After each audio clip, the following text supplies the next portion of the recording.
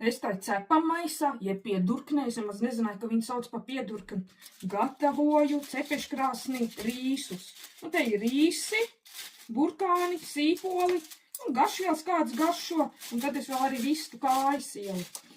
Un ceptai cepeškrāsnī, cik man bija 195 grādi, apmēram, nevis apmēram, bet bišķi vairāk par stundu, jo tā vista kaut kā negribēja gatavoties. Nu, tad garšoja. Un šo es noskatījos no ēdienu blogera Pipara. Tā paskatās, kā tā vista labi pagatavojās. Nāk no kaulu nost, redziet. Karsts ir. Burkāni arī mīkst. Ideāli. Tā garšojam rīsus. Karsts vienīgi. Garšojam vistiņu.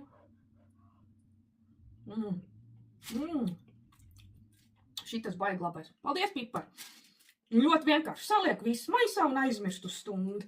Un šis ir labs rītī.